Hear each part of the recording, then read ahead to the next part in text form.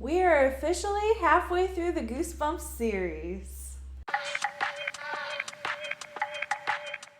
Hey y'all, I'm Indigo, and I'm happy that you've joined me for yet another episode of the book summaries.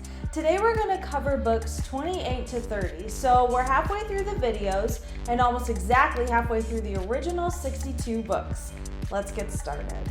Book 28 is called The Cuckoo Clock of Doom. It's Michael's birthday, and his sister Tara completely destroys his new bike.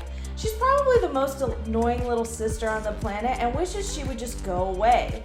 Then his dad brings home a mysterious cuckoo clock that the seller said had a tiny flaw in it. He tells the children not to touch it, but Michael wants to get revenge for all the horrible things his little sister did to him. So he messes with the cuckoo clock bird when the clock strikes at night. Little does he know that his action reversed time.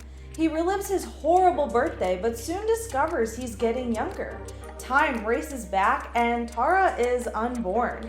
He becomes a small child, but he is fully aware of what's happening.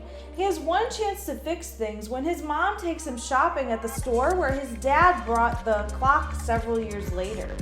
He makes his way to the clock and turns it to the year 2003, which I am guessing is the year because his sister was born in 96, so she would have been 7 years old in 2003, right?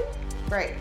The reason I know when she was born is because when Michael gets back to his present time, she's not there. The cuckoo clock is still there, but it's missing the year 1996. So Michael is left thinking about whether he will try to bring her back from the past or not. I gotta say, haunted objects always make for a great story. I mean, you've seen those people who buy the haunted dolls and cursed objects for the fun of it. It makes for great entertainment. Next up is Monster Blood 3. If you didn't see the episode with the first or second book in this series, I got a link here for you. But again, you would think Evan and Andy would learn to stay away from this stuff. And now, Evan is really mean for some reason. He's babysitting for his cousin Kermit. No, not the frog, an actual child named Kermit, who doesn't like to do typical little boy things, and he's very into his projects and apparently a scientific genius.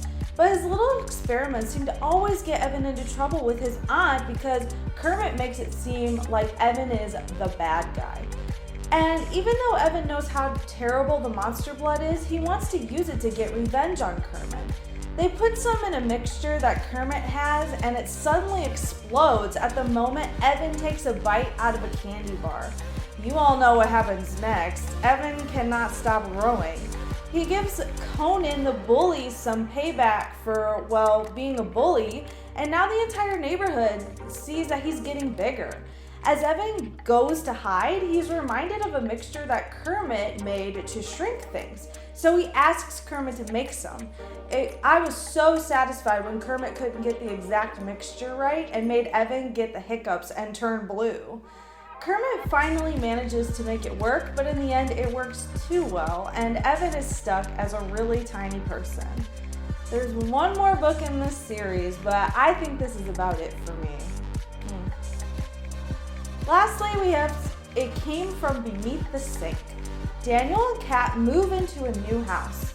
Everything is going great and they really like their new place until they find something strange under the kitchen sink. They thought it was a sponge, but it's some kind of creature that likes to cause accidents. Everyone thinks Kat is doing all these things and she can't explain why it's happening since no one will believe her. As the accidents occur more frequently, it starts to make noises and causes even more destruction. Daniel finds a book that explains the creature is called a gruel and it lives off of bad luck.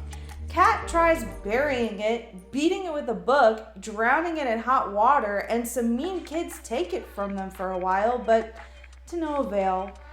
Kat studies the book again and finds that the only way to weaken and kill a gruel is to be really sweet and nice to it. They kiss it and cuddle it until it completely disappears. Kat and Daniel can finally live a normal life until they find something else under the sink.